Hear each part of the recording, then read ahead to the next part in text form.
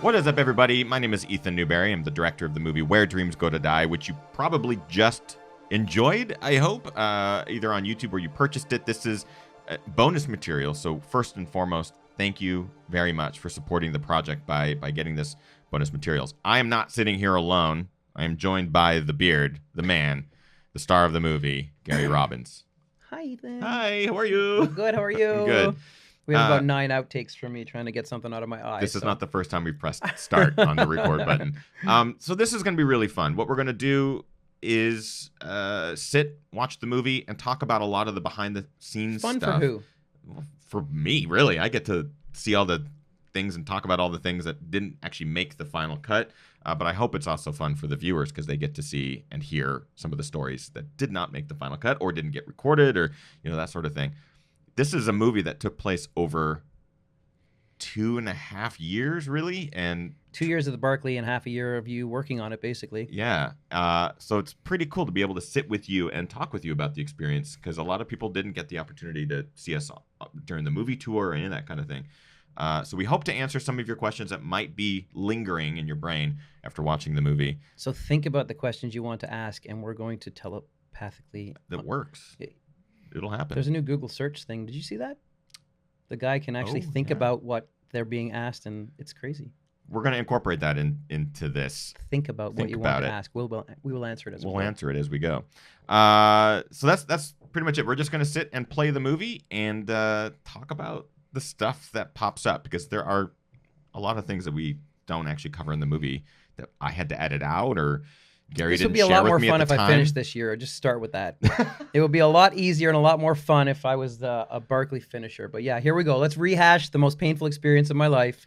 Physically, mentally, emotionally. Let's just lay into it right now. No big deal. But by the way, this is now just around 4 weeks after the 2018 Barkley. It's 4 weeks post. You know what I should have done is done a cutout of my face smiling, and then as we're watching it and it gets emotional, I would just put the cutout up like this, and then I would hide behind the cutout so it looks like I'm totally fine. The good thing is I can probably pop a cutout of your face over this in post-production. So when you see that, that means the actual real Gary next to me is getting just something. There's dust in my eye. Okay, here we go. This is Where Dreams Go to Die. Bonus materials, sitting down with the director and the star of the movie. Are you sure you don't want to move the table closer to the corner so we have even less space to work with? Listen, I don't have a big house. My lower half is contorted right now like a pretzel just sitting here trying to fit in. We appreciate you making the sacrifice.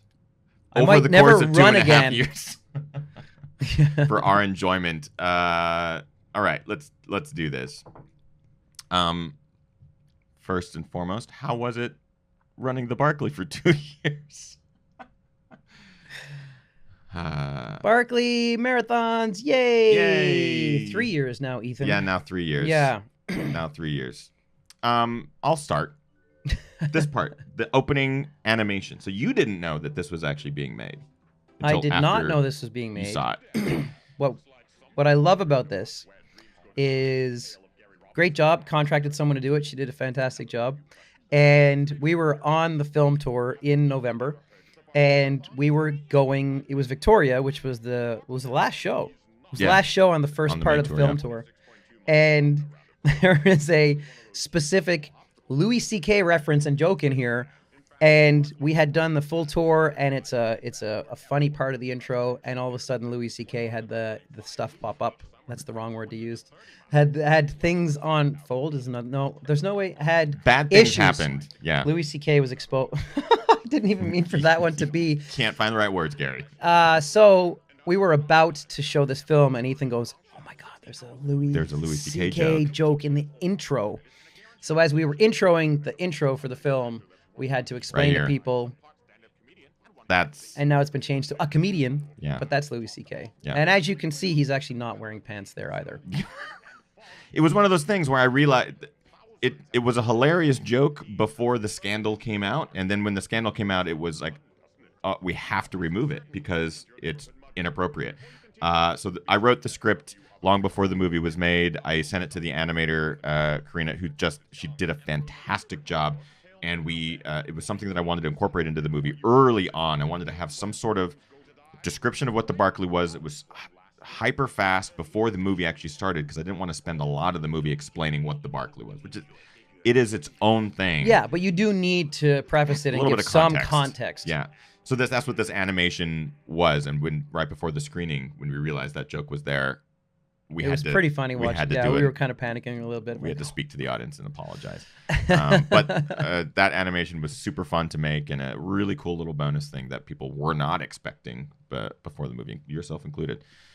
So big shout out to our animator. She was fantastic. Even when I got the one viewing of the movie that we were going live with, that wasn't in it. I think it was only when it was on the big screen in our first show in North Vancouver at the Centennial Theater that I was sitting there going, what the hell are we watching right now? Is this what the movie is going to be? Just this voice overlay of animation the whole time. So this part of the movie, this is all filmed the day before the Barkley in 2016. Laz does a media day where he invites all the media newspapers. I've never been inside the prison. This is actually the I have furthest in it. I have as most. You've been under it a lot. But this, for me, watching it, going, oh, that is really cool. That artwork is amazing. It's nice that it was preserved. I've never gotten to do the media tour, and I won't get to do it for at least another year or a couple until I do eventually finish. I want to. If I'm graced with a finish, when that occurs, I would like to go back the following year and help out, be around camp, but I would love to get a chance to experience some of this stuff that I have never seen. It's really cool, but Laz has stories from it. There's an on-site sort of site manager, that woman that is there, that also gives us these incredible stories about what happened in that prison. I mean, it's haunted, man. That place is, you walk into it and you do not feel great. And you could tell that there's some dark history there. Oh, you know what's really unfortunate? The sign that Ethan focuses in on right at the beginning, the Brushy Mountain State Prison sign, that no longer exists. Doesn't exist, right? It was there in 16, and we went back in 17, and it was gone. Probably a French Barkley runner took it home with him.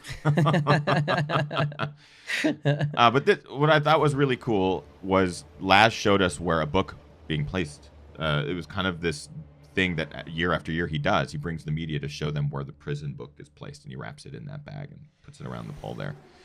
I think Jared was saying there was one year where he put half a roll of duct tape around it. Jared got there and he's like, seriously, Laz? And then he had to spend 5 minutes just getting the book out. I mean, that alone would add time to your loops, right? Well, yes. That 5 minutes? Yeah. If you're the first person finding books, they are buried, they are in rocks, they're under rocks.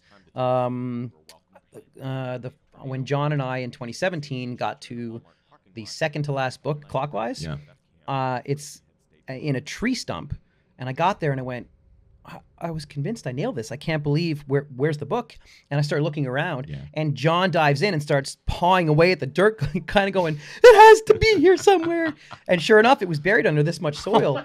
So the first people through finding the books the first time, they're well hidden. It's more than just navigating, orienteering. The books are purposely as deeply rooted, put away as possible. Yeah. The movie steer starts with the weather, and that was something that my wife Kim, who was part of your crew, and that is not there permanently. That Barkley, I've never seen that either. No, the metal sign comes out. He puts it there. Yeah, but I've never seen it. In person? No. No, because he doesn't put it up until basically when you've got your map. Yeah. And you're transposing information and trying to get some sleep, and then by the time you finish, it's being packed up. I've never seen it.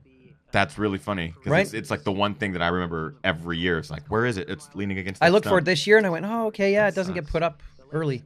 So this is your first time to Tennessee at this point. Yeah. The weather the night before this interview is being filmed was awful. I mean, tornadoes and storms and stuff were rolling through. Did that give you any... I mean, you're probably already nervous about the race, but... I remember that night before, I went for a run with Keith Nippling to go up to one of the Candy Ass trails. Basically, when you finish Clockwise, Keith was like, oh yeah, I'll run the last 3-4 miles of the Candy Ass Trail with you to show you what it is. Mm-hmm. And we headed out at night, and it was perfect. And then as we were coming back down, it basically camp got throttled with a storm. But Keith and I were 10 feet outside the storm. Wow. And we ended up doing the entirety of our run and didn't even get wet until we stepped into camp. And I got in the tent, and Linda went, because we were gone hour and a half, 2 hours.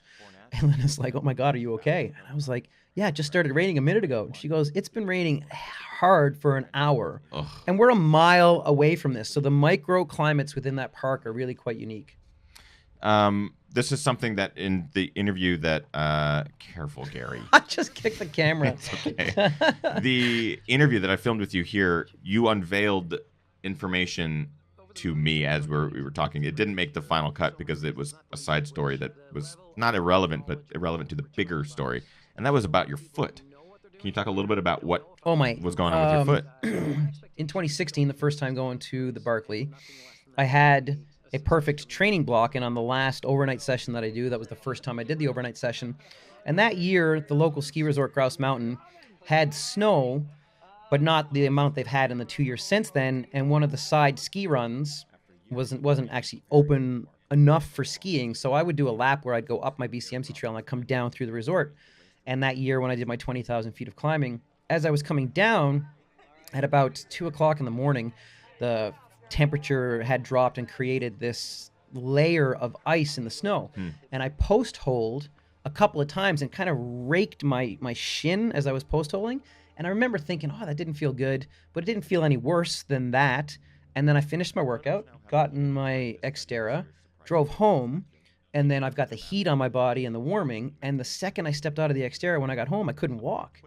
And I didn't understand what had happened. And it was only after learning that I had created a tendinopathy from the raking of the sheath of my tendon in my leg. And because my feet and shin were frozen from being in the snow all night, it wasn't until it warmed up on the drive home that it inflamed. And I limped into the house, and Linda's like, oh, how did it go? And I went, it went great, but I can't walk right now. Yeah, good appearance by Tent Mahal here. Tent Mahal, yeah. And the next day I woke up and it was worse. And the 14 days of tapering into the Barkley was horrific because I couldn't walk. I couldn't run. I didn't do any training. And I, for 7 days, was driving between Vancouver, North Vancouver, and Burnaby, getting a different treatment every day. I spent $600 for dry laser therapy, acupuncture, massage, just any practitioner that thought they could help. And I didn't think I was even going to be able to start the Barkley in 2016. Yeah. And I got a topical anti-inflammatory, which you see later in the film where you're holding it next to me. And I have often thought, I wonder what people think that is. It was a topical anti-inflammatory my doctor prescribed. And basically when I left for Tennessee, I said, by the way, Laz has no teeth when he's blowing the conch there. He had gotten them replaced, or they were in the process of being made.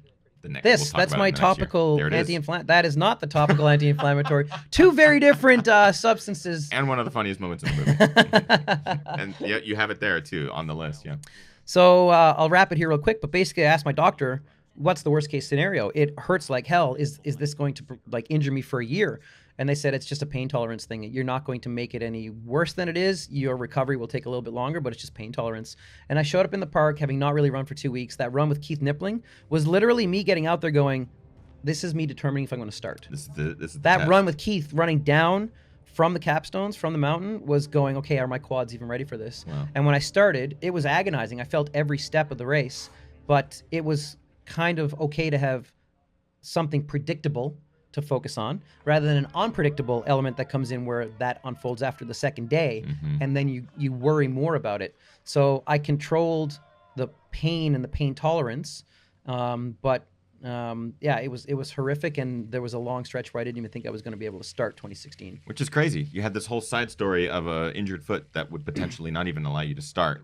We flew but to it was Tennessee. never talked about, and that you actually asked, I don't want to talk about it at any interloop. No, I said don't mention it, don't bring it up, don't ask about it. You can't change anything. It's not going to feel better. You're not going to say, how's it feeling? And I'm going to go, it magically corrected itself. Right. I can't believe putting 40 miles on this just fixed it.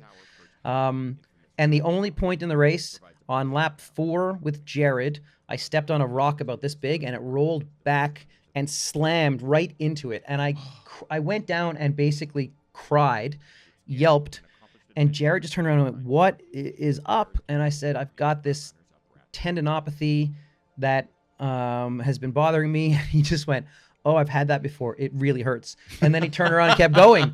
And I was like, this is like brothers in suffering. We get it. It was just so great where he's like, yeah, that's terrible, but we're not going to talk about it anymore. Let's keep moving. Right. That was it. That was I didn't even mention it to Jared until that moment on lap 4. He is such, man. I love that guy. Guy is incredible. One of the kindest human beings, toughest SOBs out there. This is a moment that I just wanted to mention. AT, if you don't know, that guy, AT. 29, Andrew Thompson, finished the Barkley in his 9th or 10th attempt. But he's a Barkley finisher, and a lot of people don't realize that. Yep, and he comes back. He continues. That year he came back specifically, to try, but he hasn't been back in the couple of years since then. Everything that I filmed on that section right there in camp was all approved by Laz. Laz approved the entire movie, and that was part of 2016 and 2017 was Laz outlining for all media that there are very specific locations you can go and film. And so what's interesting is that this movie is shot interloophole at the top of the tower and 1 or 2 spots where Laz allowed it. So it was kind of neat this year if you were watching to see that Jamil Curry got some on-course footage, which he had a chest strap for the GoPro, and I know it was cool for other people to see what some of the course actually looks like. Yeah, because I didn't get to see any of it because it just wasn't allowed at those 2 years. Laz wouldn't allow me going out on course, and he was really... Well, nobody's allowed on course. It's a runner is allowed to collect the footage. That's basically it. So it was really unique. This is your first time giving the pages. So one thing I noticed is Laz takes his time to count them. Did that ever come up in your brain of like, I wish he was faster? After lap 4 with Jared this year, because I knew I would need a little bit more time, and I was moving better downhill at that point than Jared was because he had a quad issue that he was pushing through. I said, I'm going to run down into camp and get my pages and get ready. And I got there, and Laz is sleep deprived, and he goes through the pages, and he loses count. And then he's like, oh, okay. And then he starts over, and he loses count a second time. And then he starts again, and I was like, what are you doing? You just have to count to 13. I will help you. 13. Let's do this. But I'm just standing there going, oh, my God, Laz, come on. I need these minutes. The ketchup. Ketchup on gnocchi. I just Where did your diet choices come from before 2016? Because some of them were odd. Well, I don't know that they're odd. Like, that's gluten-free gnocchi because I am celiac and have been for over a decade. And what happened is it's not like I just drink ketchup out of a bottle on a day-to-day basis. Though people assumed that. These guys don't know when I'm showing up. So I'm arriving in camp, and their best guess is you're going to come in an hour, this or that. And they've got to have food ready because it needs to be turned around and go. So they have gnocchi that was prepared an hour ago. That's dry as cardboard. And I'm getting there going, all right, I need to eat this food, and I can't eat gnocchi that's dry as cardboard, so lather it in ketchup and make it palatable. Yeah. And it was the same thing with the burgers in 2017. The burgers were prepared 35 minutes earlier, and they were crumbly and dry, and it was more, and then it's like, okay, well, it is sugar, and it is calories, and it is beneficial, but the ketchup is not something I typically eat on a day-to-day basis, and it wasn't a strategy going into it, but it has been one of the things that's gotten the most the most questions in all of our... Most questions in all the tour. There's a little trip there. It's one of my favorite parts because you crack a great joke. See you guys later. Not you. Or I love you. Not love you. Love you. Right? Yeah. And there's someone in front of Linda. And I'm like, not you. You turn and you almost go flat on your face. And it's like one of those, I'm like, if he had gone flat on his face, the movie, that would have been the end. That would have been great. That's also where we got the title of the movie right there on the Don't bibs. Fall Flat on Your Face. Deal. Yeah, that was what the original name was going to be. Don't fall flat on your face. Which I've continued to do for 3 straight years. Just face planted. I purposely didn't use ketchup at all this year, just to prove I didn't actually use ketchup all the time. And maybe that's why I only made it 3 laps instead of 4 or 5. But we didn't even introduce ketchup into the strategy this year. It wasn't because it wasn't a good food item. It was because I don't want people to think this is my thing. Yeah, I wanted to have like an actual evidence that I don't exist on a sugar. I don't drink ketchup for breakfast. Is Heather Anderson there? I have, but not recently. There's a lot of runners that would come in during the course of the night. In this case, a lot of them would tap out after a loop and a half or 2 loops. They turn around and come back, that sort of thing. As a spectator, this is my first time at the event, in addition to Gary's, but first time like spectating and knowing all that. It was hard to sleep because people would come in and get tapped out. Yeah. And every time you hear it, is that Gary? Is it Gary or is it someone that we know? And it's heartbreaking. People have asked me why, the sleep, why is it so difficult? Why don't you sleep out on the trail? Well, you don't sleep out on the trail because you don't have a reliable alarm. So you're worried about oversleeping. The conditions can be really rough. Well, what about camp? Well, we tried to sleep in camp, but there are bugles going off every couple of minutes, every hour, 30 minutes. There's dogs barking. There's car alarms going off. It's just very difficult to find a controlled environment to actually rest your head and get proper sleep.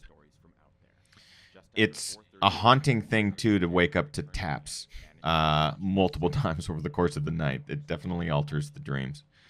I will mention a little detail. You'll notice that each time Gary comes in for the inner loophole, the numbers pop up there. And this is one of the subtle details that your wife noticed. And, like, it's cool when people notice it. But the rings that come up, they animate in the direction of your loop direction. And this year, you had the loops alternated traditionally, right? It was traditional in 16, and then in 17, he changed it. And then it was different again this year in 18. So 17 was the first time he ever went washing machine. So it was clockwise, counter choice. That's what it was. And this year, he went clockwise, counter, clockwise, choice.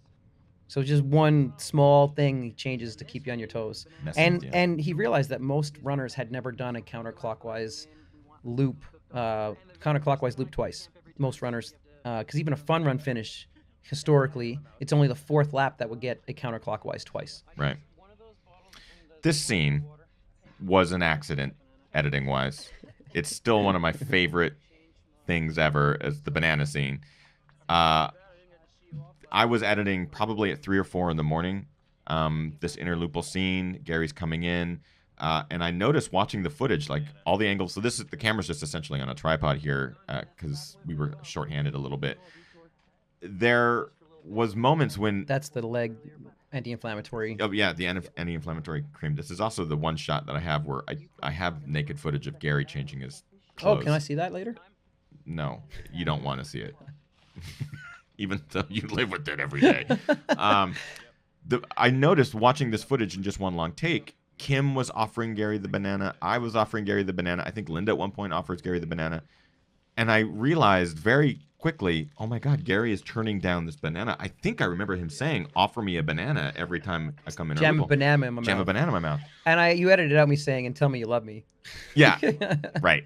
I edited that little scene together at 3 or 4 in the morning. And when I watched it, I started just like cracking up and I screamed. And Kim was sleeping in the other room, my wife. And she's like, what is going on? I was like, I just created my homily, like my moment. I was so happy with the way it came together. And now I watch it and I'm like, well, yeah, it's fine. It's funny. Well, it really hit in some theaters and other theaters it was silent. It was lost in translation. And this was always an interesting moment in the movie for us where I could sense in the theaters on the tour, Ethan would sit there and he'd be like, are they going to laugh at the banana? Are they going to get it? And then the theaters where it hit, it was like, yeah. And then when they didn't, he'd start crying. I would. I'd start tearing, and I would have wished I'd put in the footage of you undressing. We can put that in later. Yeah. That's additional bonus footage. It's $10 download for that. I realized I cut in a couple shots there of some of the roads and the backcountry and stuff like that. This is remote, and for someone who's never been to Tennessee before, I really didn't know where I was.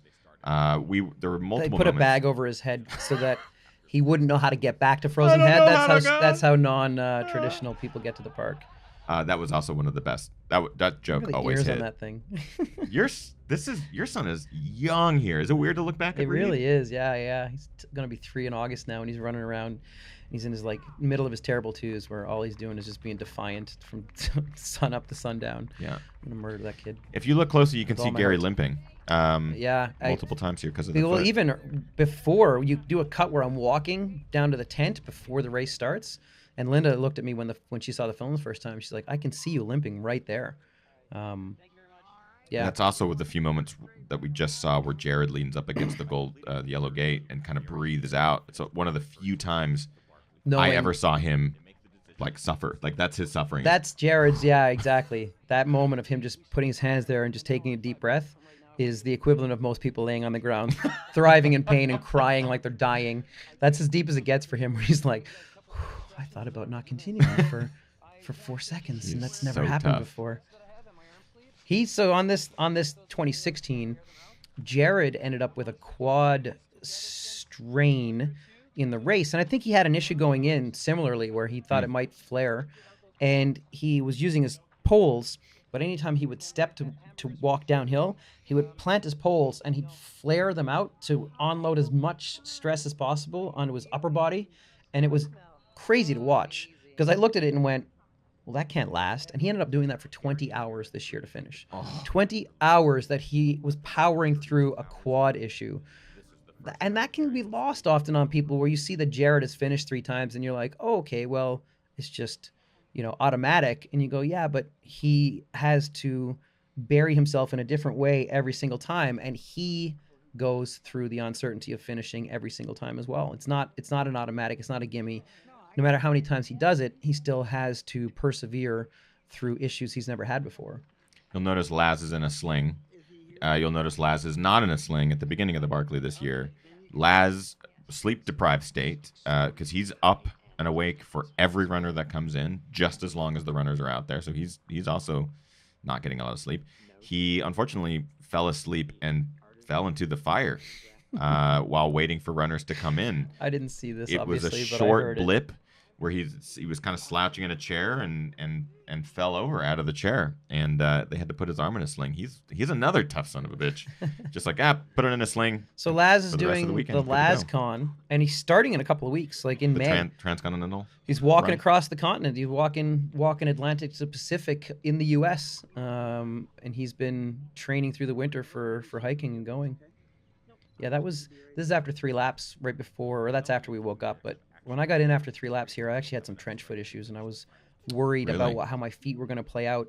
And just getting shoes and socks off, I laid down for 55 minutes. I didn't really get a chance to sleep because that was dogs and bugles and everything else. Yeah. But having my feet out of socks for 45 to 50 minutes allowed them to dry out enough that they didn't become a bigger issue. It wasn't until the going into the late 4 and into 5 that they started to kind of fall apart. Creek crossings are probably prevalent. Mud. Not this year. Like 16, What's the source of you it? were mostly able to keep your feet dry. There's certainly a couple of areas where you have to walk through a river, but on a year like this where it's not actually raining at any point, there's only 2 or 3 points on the entire loop that you are forced to get your feet wet. Yeah, you can see Gary favoring. You can see Jared I favoring. just find this so funny watching us try to move. Like, Yeah. That's us running as fast as we possibly can Yeah, at that point, and that's thinking 100%. thinking in my head like, wow, we're moving fast right now. Whoa, 6-minute miles. look at us go! And you watch, you're like, Crazy. what is that even? Is that a run? It looks more like a power walk. Yeah. Are you and Jared talking a lot while you're out there? I stopped talking to Jared years ago. We That had was it. We had a tiff. On loop 4, you're like, No, we were guy. really good actually. So this right here where I came down, and your swoosh goes the direction counterclockwise. That's Mindy, Jared's wife, and me assuring her she's right behind me. And I think it took him 4 goes to count these pages, to the point of where I got down about 3 minutes ahead of Jared, and Laz was still counting my pages. It almost felt like he was like, well, you're not allowed to be here before Jared. I'm just Right. going to keep... where's Jared? Jared needs to get here. you have to cut him some slack. He did fall in a fire. Whatever. Had an arm in a sling. I'm surprised he didn't char his beard when he fell in the fire. He's fortunate in just half of it missing. I think there was a point when you would deliver the pages in a muddled mess. And That was the first lap. first lap, and I think after that you realized. Well, he I gave need- me joking grief of the neater they are, the quicker they get counted, and think you he realized also, having done this for so many years, he feels like when pages come in that are messed up like that, it's insight into the stress or the panic of the person when they're collecting the pages. And if you aren't folding them up, it's not showing composure for where your head is at. And I think it's probably a level of that being accurate. Yeah. This was as a spectator and a friend. When you asked me to join you and potentially film your experience, I'm going, oh wow, okay, this is going to be the toughest event on earth, really, and Gary's going to give it a go. Who knows what could happen, but I can't wait. Can't wait to see it and document it. And you coming in during this, all of us were like, oh my God, Gary's going to do it. Like, there is no doubt Gary's going to finish this thing. Yeah, one of the hard things watching the documentary is just seeing how... You guys are joking. You guys are like high-fiving. Oh, it's daylight. I felt great. Yeah. We were on 5. I was excited. I left camp moving really well, moving better than I had the lap prior. I had everything had lined up. I had the right partner, Jared, who we hadn't known each other before. The weather was great, and I mean, that's 80 miles into the Barkley that I'm running out of camp, and it's difficult watching this and realizing the golden opportunity I had to be a first-time finisher of the race. And the only reason I wasn't is because I just didn't take enough time to learn to navigate properly in advance of the race. This was quite something, getting to see this on film, because I wasn't there when this occurred. Even John hadn't seen this footage when he came to our screening in DC and saw this. He was kind of blown away by it. This was one of the hardest things as a human to witness. Having seen Gary and Jared come in after Loop 4 and high-fiving and leaving and with all the energy, and then to see this, being in the ultra scene, you see carnage. You see people come in during 100-milers to mile 50 and they're puking or whatever, and they rally. They get up, they get out. You see inspiring things and from carnage to inspiration. This is the first time that I've seen a human zombie walk into camp dragging his poles. I mean, we could sit and watch him for 10 minutes come to that gate. And then to see his crew redress him, slather sunscreen on him, and get him out beyond the gate within the time that he needed to be, it was incredible and terrifying. I'm thinking, this guy is dying. He's going to step away from the gate. He's going to go up the trail. He's going to die. How are people letting him go? He really did step off into the woods, not 100 feet right beyond there, and sleep. And the best part is they name parts of the Barkley course after people and experiences, and lovingly. And that Andrew Thompson, the finisher, jokingly started calling that Upper Kelly Camp. And stuck. Exactly, because John had to sleep basically 100 meters from camp. He did get up. He walked up Bird Mountain, got book 1, and then at that point, I believe he turned around and came back to camp. I want to make sure that people know that too, because he's adamant about the fact that he did not just go right back to camp. He did go get a book and come back to camp. And there's actually, the story goes, I was told after this year, there's never been anybody that's made it to the 5th lap, started the 5th, and not become a finisher. Mm-hmm. And now I am the only person that is the exception to that rule. John knew that if he started 5, even though he wouldn't finish, that is a necessary component of eventually becoming a finisher of the race, going beyond your mental capabilities on the day. So this moment, there's not a lot of description as to how this came about. Gary rolling up in a minivan. It is as weird as it is in the edit. Like the movie, you watch it and go, Gary's in a mini. Trust me, 9 hours out in the backcountry Tennessee, and you see Gary roll up in a minivan after 60 hours of running. It was weird to us, but a lot happened that just wasn't captured. And for me, watching the film, one thing I don't like about this cut is, not my fault, is we take a group picture and it's like I'm smiling for the camera, and it just, the way that it all looks here, because this is all the footage you have, is that I just went, oh, well, I didn't finish, and I'm happy with what I got this year. And that's not the case at all.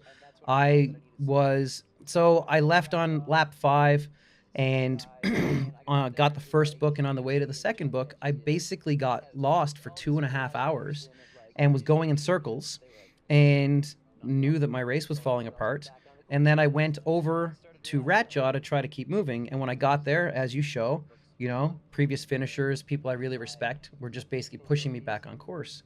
Well, I ran down Ratjaw and then cut a corner, and I knew that I just couldn't go any further without sleeping. So I decided I was going to take a nap until Jared arrived, and that he would wake me up, and this would be my alarm, and then I would continue on the course. I laid down, put my head on my bag, and Jared showed up 90 seconds later and went, what the hell is going on? And I explained to him what was happening, and that it just wasn't going to happen. And then 2 people were walking down from Ratjaw, and they came across me, and I started asking them, how do you get out of here? I don't know anything outside of the course. And they were walking down to their Subaru to drive back to camp, and I said I wanted a ride. And they said no. And I said, please. And they said, we are not going to be the people that drove Gary Robbins off the Barkley course. And I said, yes, you are. You can just drop me off outside of camp. Nobody will see who it is. And they did that. I had to talk them into taking me, and they had to drop me off outside of camp because they didn't want to be seen as the people who took me off of course.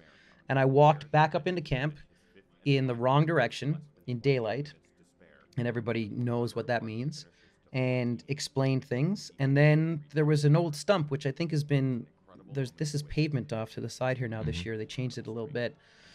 And they like almost like put me on this pedestal, this stump, like this finisher thing, and then proceeded to interview me. And CNN were there that year, but I remember Ed Furtaw, who's a great catalyst, and he basically interviewed me in front of the cameras as to what had happened.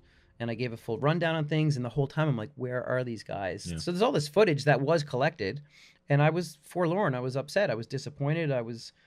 This is not what I wasn't happy about doing 4 and a bit. I wanted 5, and I had a golden opportunity that was wasted because I didn't know how to navigate after 50 hours of sleep deprivation. I didn't put enough time into my training, my practice for navigation.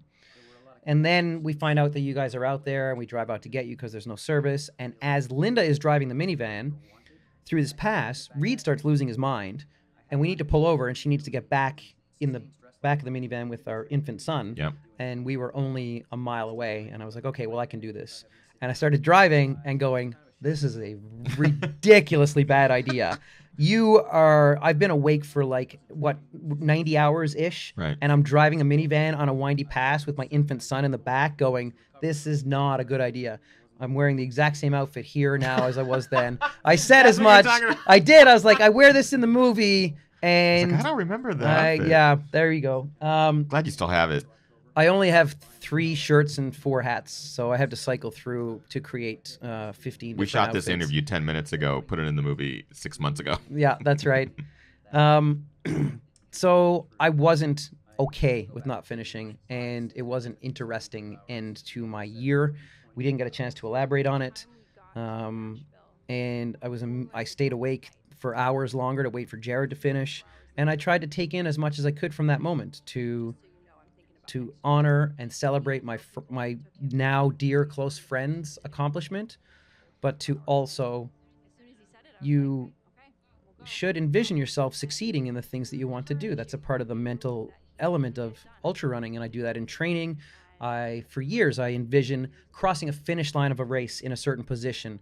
When I did Western and had my good run in 2010 and I finished 6th, in training on my long runs, I would go through moments of envisioning myself succeeding and finishing in the top 10, top 6, top 5 at Western.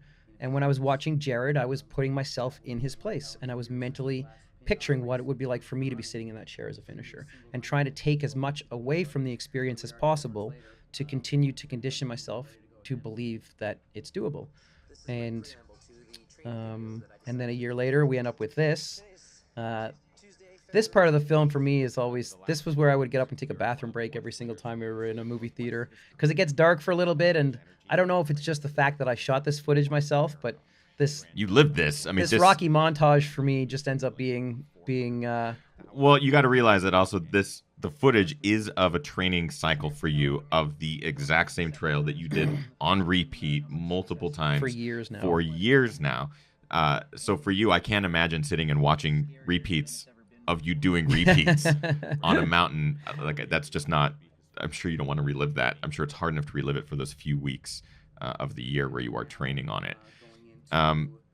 This is also the point in the movie where I get injured in my real life trying to document Gary. So all this footage is shot. I traveled up to Vancouver. I was really excited to be able to hang out with Gary and document his training block. This is like your last big lead up to the 2017 Barkley. You did it for 2016, and for 2017, you were like, hey man, I'm doing this overnight. This 12-hour, well, your goal was 20,000 feet of gain, overnight session. It's kind of your last big, or your penultimate. Is that what you're saying? Well, it was my penultimate because I was going to do a workout after this, but then it gets edited and it makes it look like anyone paying attention is like, penultimate? He doesn't even understand the definition of that word. It was the second. What a weird guy. To last. I know, right? I watched this 17 times. I start picking up on all of these things of like, anyways, this was my penultimate. I was planning another workout after this that was much shorter, and I was excited, but this would be the big workout. This is the last big workout. And it was the ultimate workout, and it was supposed to be the penultimate, but... I'm excited to document Gary's go on this overnight session. So the way you laid it out is very simple. You're doing repeats on the same trail. It's something that you've been doing a lot of, but it's going to be overnight. I could probably do one lap with you, thinking I'll bring my cameras along. I'll be able to document it. I'll be able to keep up. Gary's doing 12 hours. I could do one lap with Gary at that 12-hour pace. So I get excited. I get my We gear thought. together. We thought. What I failed to realize is that Gary's 12-hour pace is bonkers. Gary trains on some of the most technical trails on Earth with some of the steepest vert on a regular basis in training for Barkley. I, at the time, was living in California where everything is But butter. I think this part is funny in the film when I watch it too, because it's like, all right, and we're starting the 20,000-foot workout, and We're walking. Now we're going for a slow walk in the forest together, and this is bonkers pace right now. And you can't really see on camera how steep this stuff is, and then we get up into the snow and whatnot, and a lot of the pace is accomplished through running downhill, and I wasn't filming myself when I was out there, so I always think that's really funny where it's like, here's the big workout and go. Yeah, I think ultra runners would I'm understand. gonna go for a saunter. Yeah, it looks like a saunter. The reality is he's gaining, what is it, a mile up, and it's like 1,500 feet of gain? Or That one right there, This that one. section is a mile and 1,500, yeah. So right here, it is literally that shot. The reason I'm stopped in filming Gary go up is because I popped my adductor, which turned out to be a pretty bad injury. It actually took me out for most of the year. I grunt on camera. You can hear a little grunt in the background because it popped.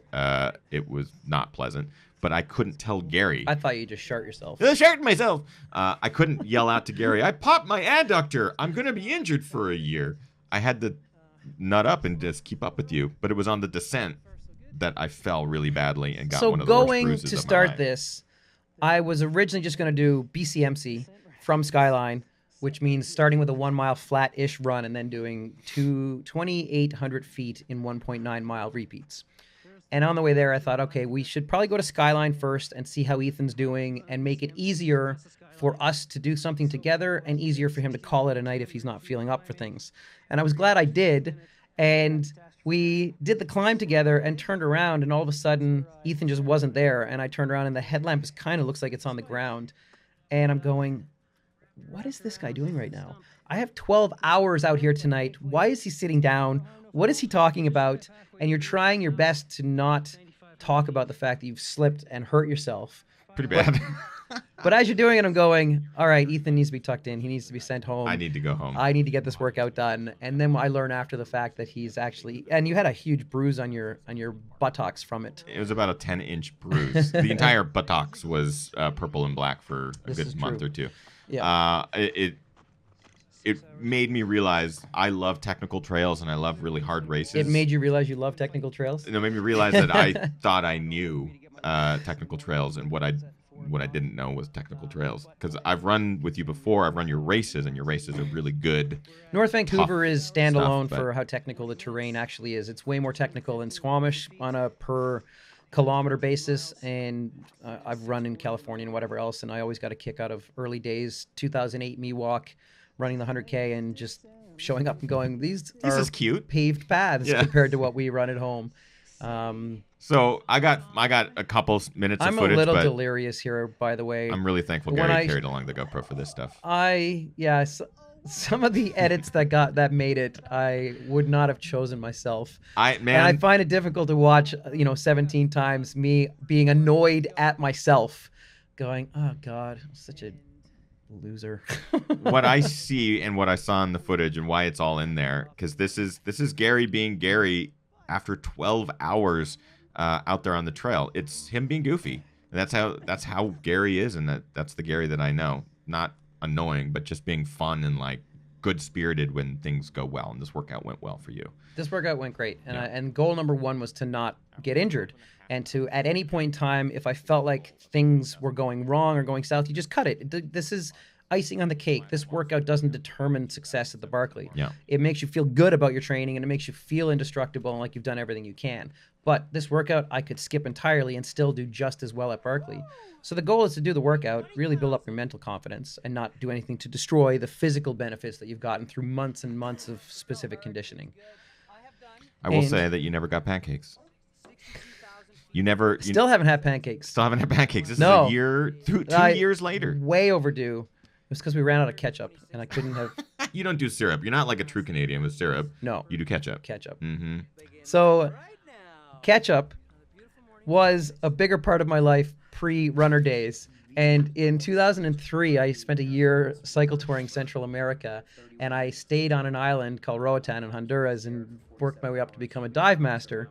And I ended up with an ear injury, and I couldn't continue my career in the dive like I wanted to become an instructor, and I had to leave the island after bartending and making enough money to buy a flight back to Canada. A much longer story. The shorter story was I was leaving the dive operation that I had been at for 4 or 5 months, and the people I loved, and we went out and partied the night before. And the morning at 6 a.m. when I was going to get the ferry off the island, I thought it would be hilarious if I took ketchup, because I did use quite a bit of ketchup on my breakfast back in that day. Eggs and whatever else would be smothered in it. Cereal. Yeah. And on the patio, I took a ketchup squirting bottle and I wrote, "I heart you." And that would in ketchup. So they would see it when they showed up. This is Roatan, Honduras. Nothing but sun, never cloud at this point of the year, 30, 35 degrees. And I put it there at 6 in the morning, right at sunrise. And they don't get there till 9 o'clock. So the sun had been baking the ketchup onto the patio for 3 hours. And I found out later that it stained the patio permanently. So there was always a little bit of evidence of me having squirt ketchup on the patio to the dive shop. You. I heart you. So my friends from that era love it when they see the ketchup scene. You still love ketchup that much? Got to give a shout out to Angie's Diner. They're great. But they're not open on weekends. It's really funny. I didn't even know this yeah. because I've only been on course on the weekends. They're only open weekdays, but they have a platter of food that's like $8 for a 5-egg omelet and steak and a liter of coffee and whatever else. And after the race this year, I went to Angie's and ordered one of those, downed it in 4.5 seconds, and turned to Linda and went, "I'm gonna get another one." Yep. And she's like, "You do it, baby, you do it." And I had $20 worth of Angie's food, which anywhere else in the world is about $60 worth of food, and I didn't regret eating all of it at all. They are amazing. They're the kindest people that work there, and their biscuits, there's nothing like them. I highly recommend This year, the biscuits. after the Barkley, we went in there, got to hang out with Guillaume and a few other people, some great people from Oregon and whatnot. And I got up to go to the bathroom past this table of older women who are locals. And this one woman looks at me and she goes, "Oh, are you Go Gary Go?" Like she had heard of you through the grapevine? I have no idea. I just politely. I had just not. I had only made it 3 laps. You know, it was one of those like I was very kind to her, and I think so. Yeah, yeah. How did it go this year? Not as well as I had hoped for. Yeah, and she was super kind. And then I just kind of sauntered on and went to the bathroom. But it was just really funny. I remember that at that breakfast, we got invited to join them during the weekend while Gary was running. Linda, Kim, and I, and Reed got invited to do a. I don't know what to call it, but they were doing a car contest at a local dealership where they were going to put as many people into a car as possible. It's like a clown car contest. Clown car contest. The group with the most people that fit in like a Ford Fiesta would win the Ford Fiesta. So the server at the restaurant was like, y'all should come join us. All of the details of that are inaccurate, but it was something along those lines. It was 100% accurate. What are you talking about? The bruise on my butt was huge, Gary. That's accurate. That's when you find out the secret of going in the opposite of life. direction. The secret. The secret of life. The secret. Yeah, it was That's written when in Laz the reveals instructions. The answer to life is 49. Are you feeling as nervous this year here as you were in 2016? I don't recall with enough accuracy to answer that. I was excited. Jared wasn't there, so I knew it would be different. Right. John and I didn't know each other, and we had just talked about stuff, and John was very much felt like all business. Yeah. And I knew that it would be different. I was excited to be back. I was confident in what I knew of the course, but I knew it would be an entirely different experience than the year prior. And I think, yeah, you can see like it was a bit cloudier with weather and stuff, and there was concern. And I was definitely, again, very anxious that night about when the race would actually start. And my beautiful wife. She is warming up. Is it peanut butter or butter right there? I forget what it was, but she literally had like a tub of butter in her jacket trying to get it warm because it was cold. It was so cold there that there was like our food would freeze. And so she was trying to warm something up. Just, I have right no there. idea. Okay. In the footage, you see her jacket like Oh, that was pulled probably over. that was probably a trail butter or something. Trail butter, yeah, trying to warm up the stuff. There happens to be one right here that I was snacking on, so that they in the cold they become more difficult to consume. So Kim and I were in the car. We were like falling asleep in the car here late at night, thinking we'll sleep in the car just in case Laz blows the conch early. And I had this weird thought it was going to be early this year. So I got out of the car. I was like, Kim, it's like 11:30. I'm going to get out of the car. I'm going to go up to the tent and camp and the fire and just kind of hang out. Kim's like, you sure? You don't want some sleep? I was like, no, I'm going to go. I'm not going to sleep. I want to go see what's going on. And as soon as I went up there, I got like this vibe that the conch was going to be blown way earlier this year than it was the year before. Because I saw Laz kind of peeking around at the conch, and Keith and some other people there were kind of looking around. Sure enough, he blows it at 12:42. I thought it was going to be blown at 3 o'clock in the morning, and I had like people that thought they knew something, that this was the rumor that was going around between a few of us of like somebody thought they knew, and nobody does, obviously. And I thought it was going to be 3 a.m. And when I went to lay down, I actually took half a sleeping pill and got to get a little bit of sleep. And I think this was 8 o'clock or so. But when the conch went off, I was being ripped from a half a sleeping pill induced slumber. Yeah. And this early start proved to be, this right here is one of the biggest variables for altering the race than anything else. Change of location of books and difficulty and adding climbing and everything else. The start time. So we started at 12:40, or the conch was blown at 12:42 for a 1:42 for a 2 a.m. start. And you extrapolate 60 hours, and it means that you're out there in dark for an additional 7 or 8 hours versus a start that happens at 8 o'clock in the morning. Mm-hmm.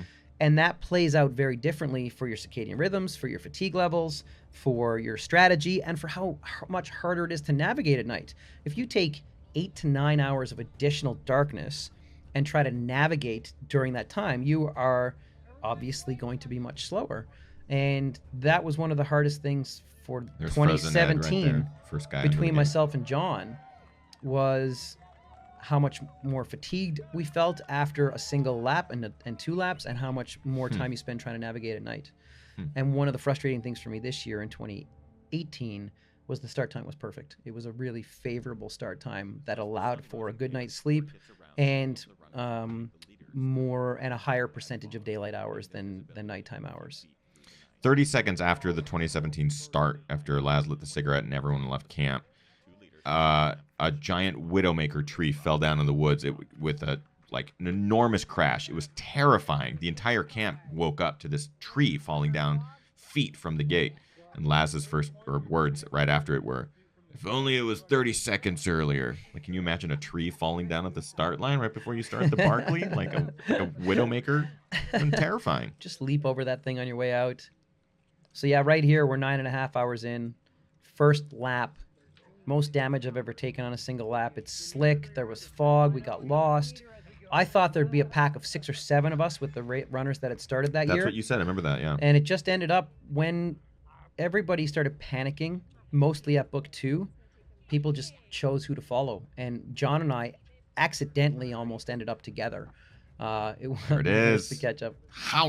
It wasn't like a strategy. And then it was myself and John, and there was a third and a fourth with us. And then it just peeled down, and before we knew it, it was just the 2 of us.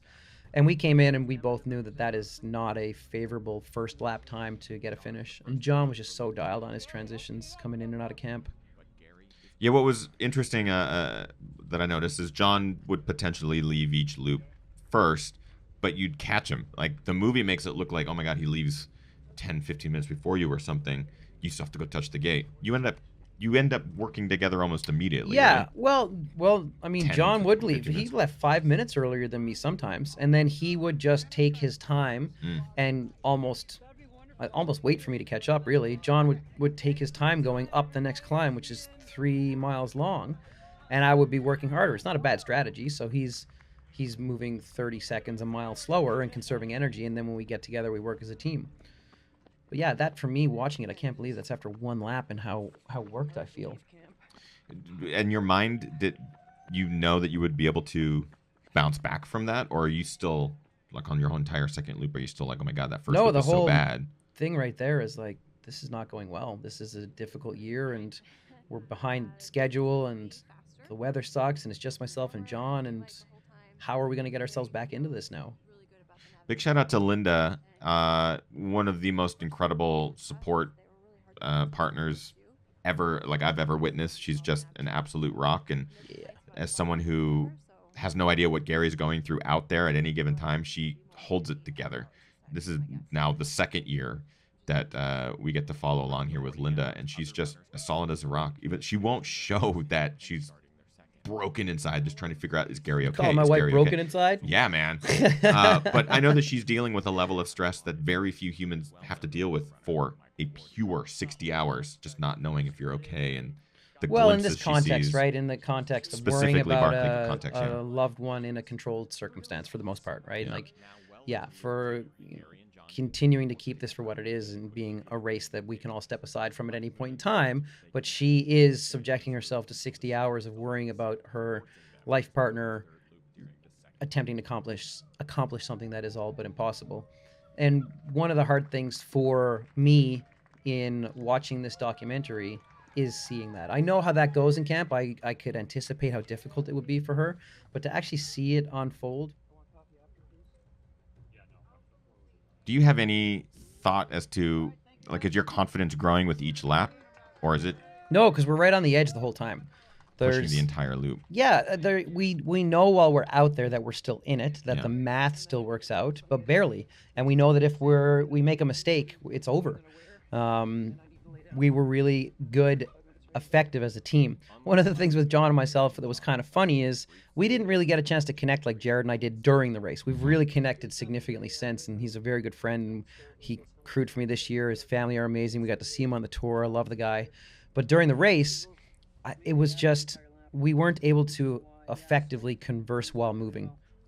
And we only really chatted when we got to the books, and we were a very efficient team, but it was much more business-like than the year prior with Jared, where there were long stretches of Jared and myself trading stories and distracting each other for extended periods, versus myself and John very much focusing on the maps and the navigation side of things. Right. This is what I thought was really funny. When Linda's talking about you sleeping.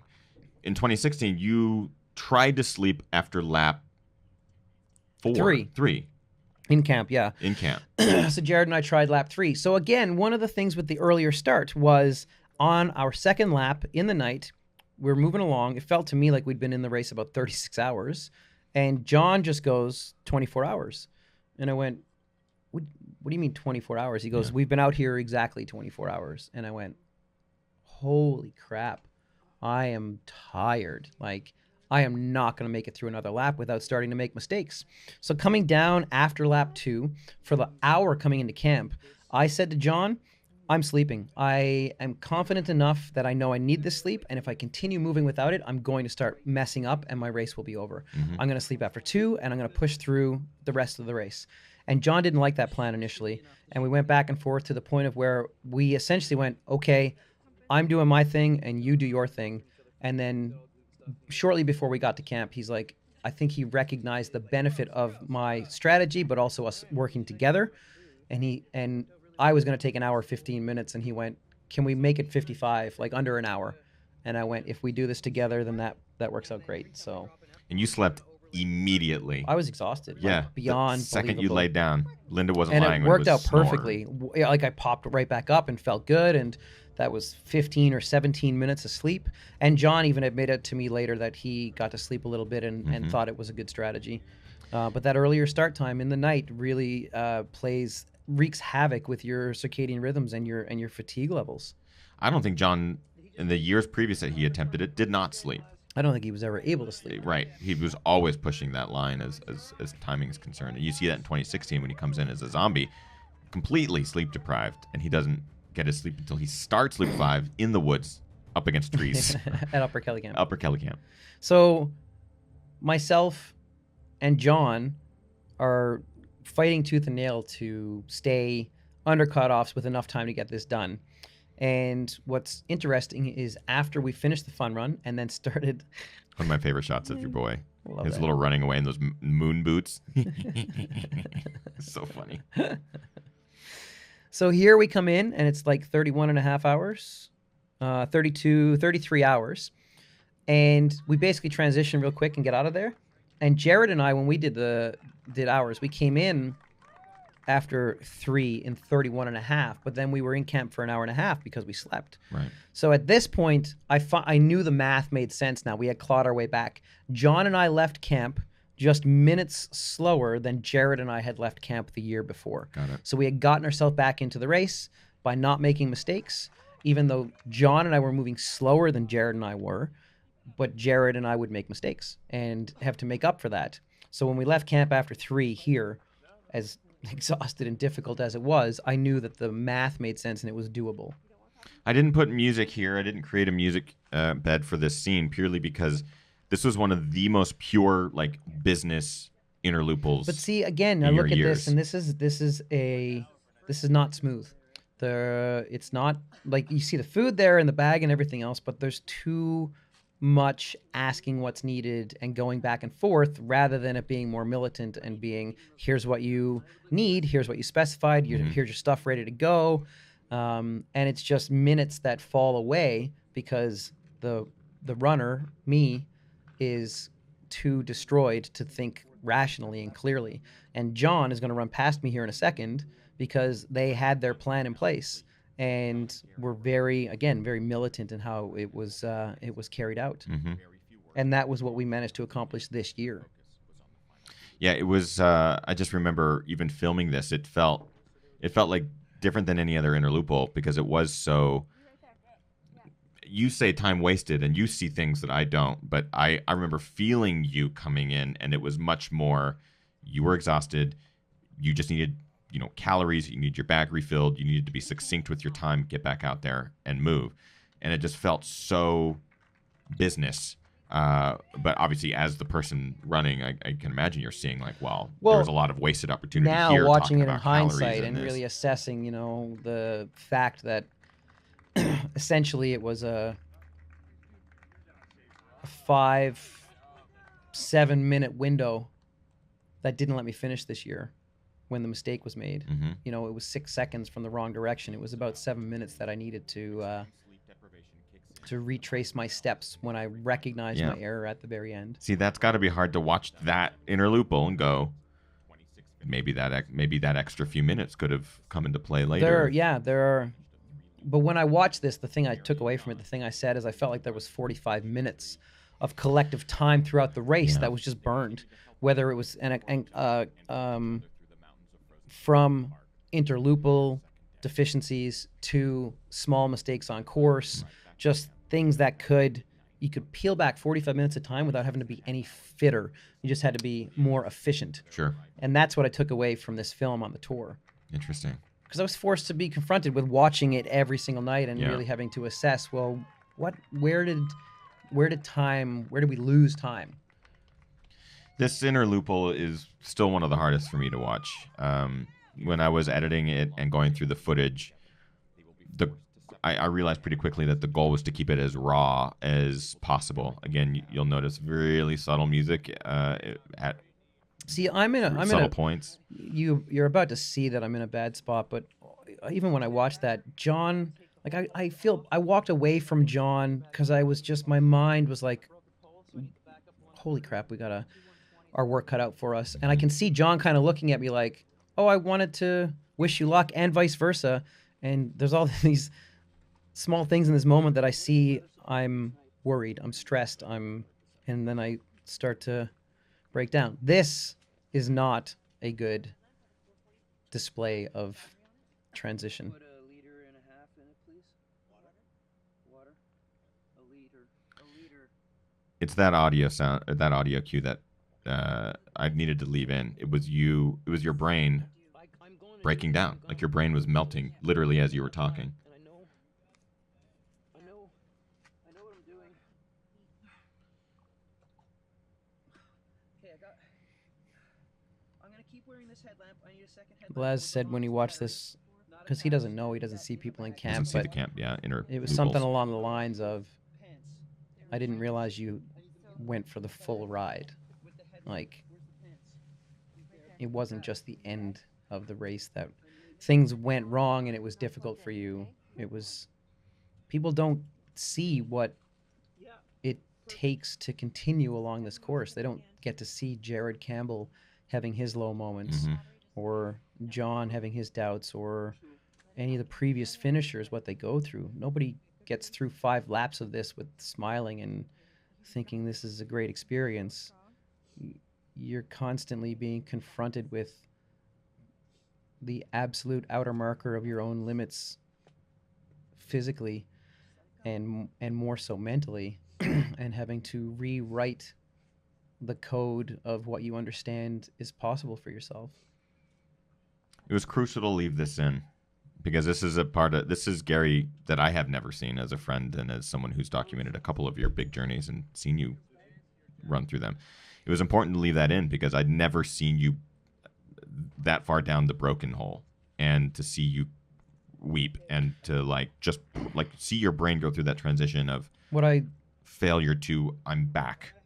what I do love about this is I went from my absolute lowest point to right here within minutes. And when I'm walking to the gate right now, I could have walked through a brick wall. Mm-hmm. To be able to rally in such a short period of time. I mean, And- Linda's on it too, and I was she's amazing. she's like- incredible. She saw it and knew what she she needed knows to exactly what I needed emotionally, calorically, do. Kissingly. but I'm crying in camp because I don't understand how it's possible to keep moving. That's Mhm.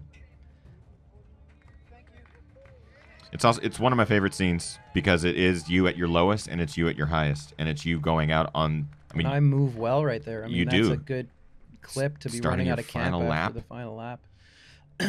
I just love this, the natural, unspoken communication between you and Linda. She's shoving spoonfuls of coconut ice cream into your mouth, knowing this is the cure, and being there for you and putting the sunscreen on your head and giving you love.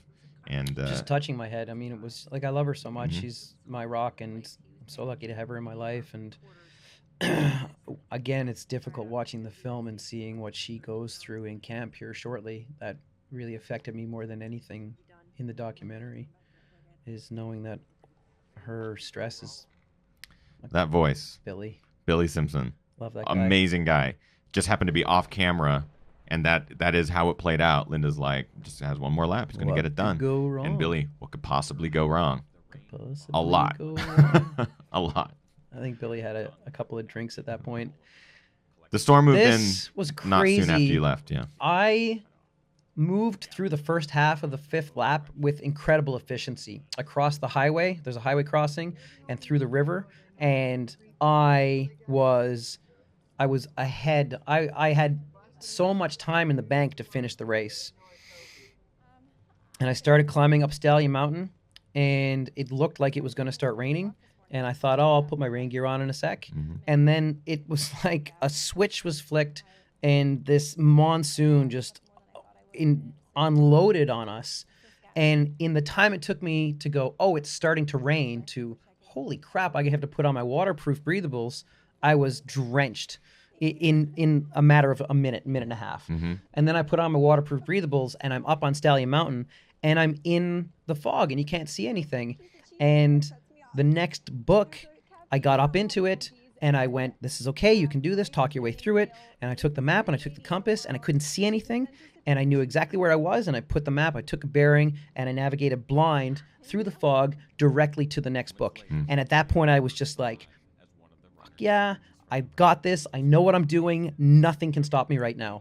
And then I dropped down this thing called the butt slide, and I'd never been on the butt slide when it was wet. And I could not believe how difficult it was to get up and down that thing when it was just sopping wet with the rain coming down. And it was the next book at the garden spot that was my undoing.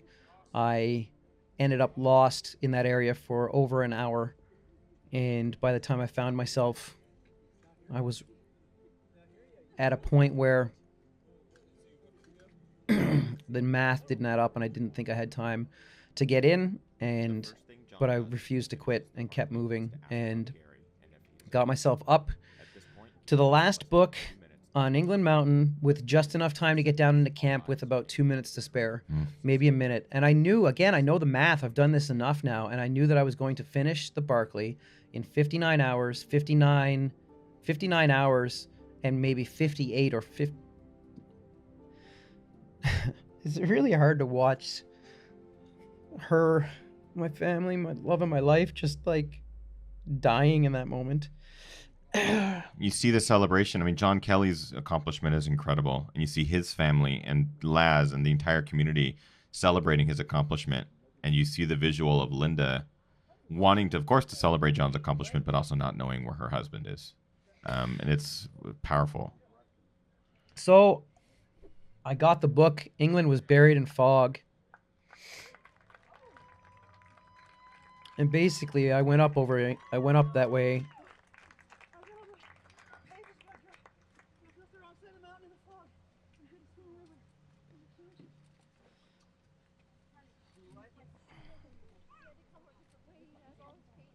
I went up England this year, 2 days before the race, because I was very curious about how close I was. And what I learned was I was 20 feet away. And I was 20 feet too far to the west. And because you couldn't see anything, and when I found the trail, I knew I had to T-junction with the trail and hook a left and run down into camp. And I was going to do that and finish. And I was 20 feet too far to the west, and the trail does like a horseshoe hook around, and I was paralleling it before I finally merged into it. And I merged into it to the left. So my brain, in this sleep-deprived state of you're minutes away from not being able to finish the race, went left side, left turn, intersect, merge onto the trail, and start running. And it wasn't like I came to an intersection and turned right instead of going left. That's a common misconception. And I merged and started running, and nothing was adding up because, again, it's in the fog and you can't really see. And I ran about a kilometer in the wrong direction, maybe 3/4 of a kilometer before I came to a set of stairs. And there are no stairs in the Barkley. And then I understood what had happened. And the problem is the park maps that you use are 22 decades old. And this trail is a maintained trail, but it doesn't even show up on the map that we have access to. So you couldn't even like properly understand until I set foot on the wrong trail. That trail didn't exist. It's not on the map. I've never been there.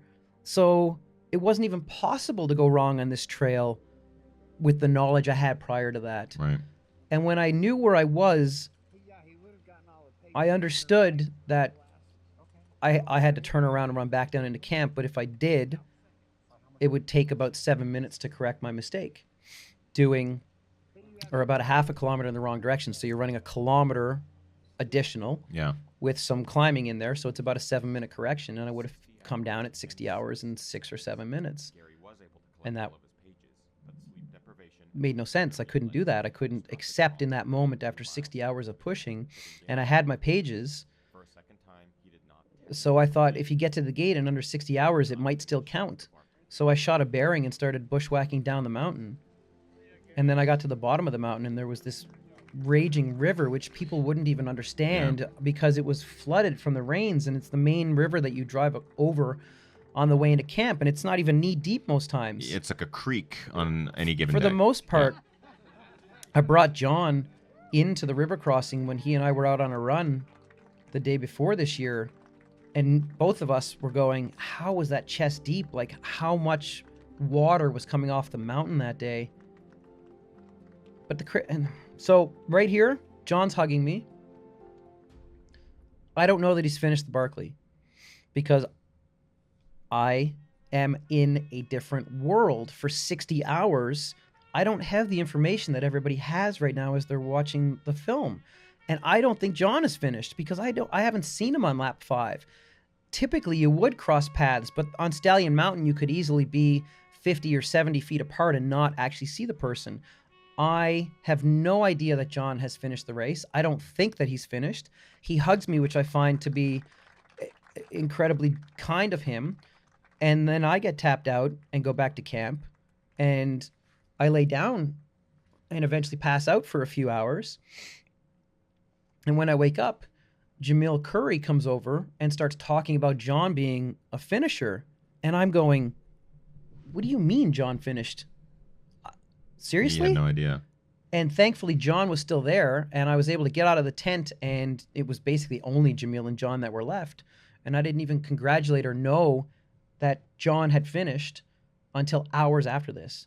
So it looks like, I mean, and everybody asked what John said to me, and neither John nor I actually remember, but we do know it was kind. But I didn't find out for hours later that John had even finished the race. It was such a... It was really hard to... It was as the person with the camera documenting it was, and as a friend, it was easily one of the hardest moments in my life to figure out: do I throw the camera on the ground and help my friend who's huddled on the ground? Do I pick the camera up and document it? It was really difficult. It was such a hard thing to witness, and there was not a dry eye there. Like everyone there knew exactly how much effort it took to get to that gate after that fifth loop, and to have it be so close and certain circumstances arise. It's like there wasn't a person there that didn't feel the depth of that emotion. It was really hard. It was tough to go from the celebration of John Kelly, who did something incredible, the local boy who finally got his Barkley finish, to the disappointment of someone who's also trying to get a Barkley finish and came so close. It was hard, and I know it was hard for you. It was hard for Linda and the whole crew and the whole crew there. At this point, so when I went back months later to talk with you guys, you knew you were going to go back. Yeah. Yeah, we knew we were going back this year in 2018 at this point. That was just it. I mean, it took less than 24 hours. We woke up in a hotel in Oak Ridge the next day. And then I felt obligated to put out a little bit of a posting about things because there was so much misinformation being spread by sources, some of them who happened to be on site. And it was really frustrating watching this and hours start to take on a life of its own with inaccuracies and frustrations and judgments that were coming across. So I woke up and I opened my phone after a few hours sleep, and I typed up my race report on my phone and then posted it out, and then went and drank 4 milkshakes from like the Sonic Burger across the street. And I didn't know that. like there was a Sonic directly across the parking lot, and Linda asked what I wanted, and I was like, oh, I want a milkshake. So she went and got one, and I destroyed it, and I was like, honey, would you get me another my God, one? that's pretty great. And then she got me another one, and then I looked at her, and she's like, get your own, get the next one on your own. I think you earned it. You earned it at that point, man. She's the most amazing thing. I love my wife so much, and it's just a special thing to have someone who supports and believes in you so much, and vice versa. It's not one-sided. It goes both ways for us. I will say that making this movie was unlike any other project. There are the finishers. Those are the 15 people finishers.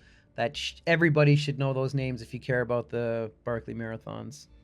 To witness Jared Campbell on his third and John Kelly on his first after years of trying is pretty special. The movie was easily the biggest project I've ever worked on and the most emotional project I've ever worked on. I appreciate you opening it up to this. When we started it in 2016, we started the project, we were thinking, this will be a small movie. You know, I'll document some of Gary's run around the Barkley, and maybe we can make like a 10-minute fun thing about it and show how tough it is. After the first year, we had this footage, and then it was like, well, you know, if you're okay to come back the second year, then I'll get it done next year. It was obvious. I mean, every year I've lined up for the Barkley, I have expected to finish. I don't think you have a chance in hell at even getting to the 5th lap if you don't expect and prepare to finish. So I thought I would finish in the first year, and I expected to finish in the second year, and I expected to finish this year, and it'll be the same thing the next time I go back. And there are so many variables at play that only people who have set foot out there can really empathize with. You control everything you can, but there's so much beyond your control. And that's what I realized after 2017, after documenting 2 years of Gary running it, and that finish and the drama surrounding it and just the emotion that was invested in that. I knew that was the end of the documenting. we could have easily gone back in 2018. You did have some media crew there following you a little bit this year. But in my mind, I'm going, this is the movie that I wanted to make. I wanted to make a movie about Not the movie I wanted to make. I realize that now saying But we did that. agree. I mean, it was one of those, Ethan and I had a conversation of, Yeah. do we want to produce this or do we want to wait for a third year? I'm glad we didn't wait for the third year in the end. I mean, yeah. It just like, There's just no way to know. yeah, but we agreed that this was the story that we were going to produce and tell.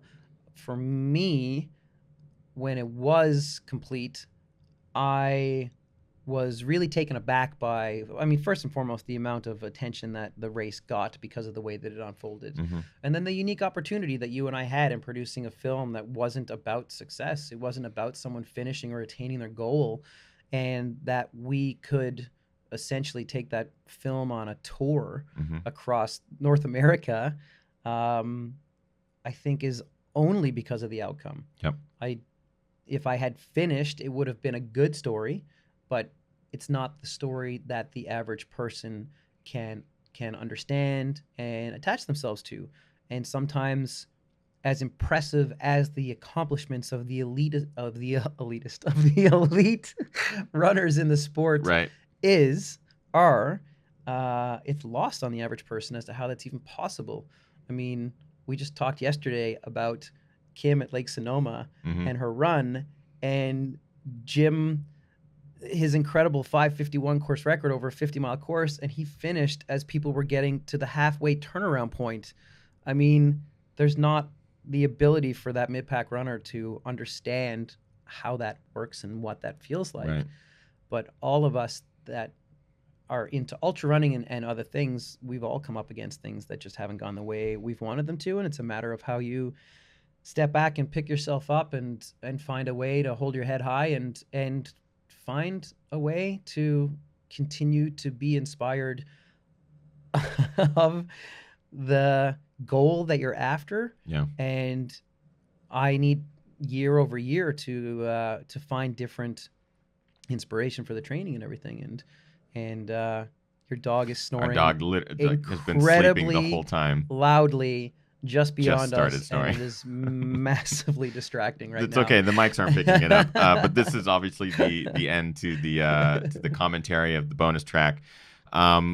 We really appreciate the support on the project, everybody. If you are watching this, that means that you are supporting it by either getting this after it was released on YouTube or a part of the package when we pre-released the movie to the public.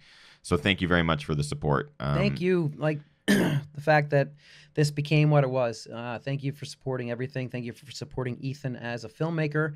Thank you for your interest in this. And thank you for the emotional support that you've provided to me over the years. This year, for some of you that only learned of this in previous years, it is really exceptional and special to know that I have so many people rooting for me in this pursuit. Yeah. And I will go back, and there will be a fourth attempt, and there'll be a fifth, sixth, and seventh attempt if necessary. Linda might no longer be with me. But no, I mean, I'm not. You go through a short period of being really disappointed, forlorn, and then having to refocus. But the goal is still there, and it is attainable, and I will do everything in my power to get there. And we will determine, my wife and I, when that happens, and if it's a year or 2 years away. But right now, it's nice to just step back from it and focus on some other things for the time being. Are you that Go Gary Go guy?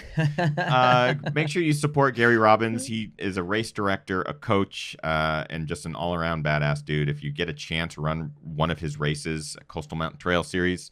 RidgelineEvents.com is the best because we have 8 different events, and they're All of your all events under under that there. banner of Yep. events. RidgelineEvents.com, 8 events ranging from 12 kilometers to this year 110 kilometers. More importantly, for those of you that like the really long distance stuff, in 2019 in Whistler, we're going to produce a 175 kilometer race. Pretty awesome. With about 9,000 to 10,000 meters of climbing and descent. It will be a world-class event, I promise you that. So go check it out, ridgelineevents.com, to register for one of his events. I've done them, and they're amazing. Totally worth it. Not all of them are Barkley hard. I None of promise them are you that. Barkley Yeah, none of hard. them are Barkley hard. By design. If you'd like to continue to support projects like this in the future and what we're directing here at the Ginger Runner channel, you are doing so, but just by watching this. So first and foremost, thank you. But you can also continue to support on Patreon, patreon.com/thegingerrunner. For as little as $1 a month, you get cool bonus materials, much like this one. So we like to thank all of our supporters there with lots of cool bonus content and stuff like that on the regular. That's it for this. This was fun. I really appreciate you taking the time and watching it again and living it again. It is not easy. It has not gotten easy. No, it has dozens not of gotten times that any we've done easier. I'm glad that I never have to watch it again. That's it. That's it. We're done with me watching it. It was nice to talk over it, to not be as in the experience. It allowed me to not get as emotional as I've gotten at some points in time. But the Barkley, I will get there, and it's just a matter of time, and I won't be dissuaded, no matter how long it takes. No doubt. So, like I said at the end of that, I will say at the end of this, I will become a finisher at some point in time. Hopefully, the next time I line up at the Yellow Gate. Boom. Thanks, everyone. Bye.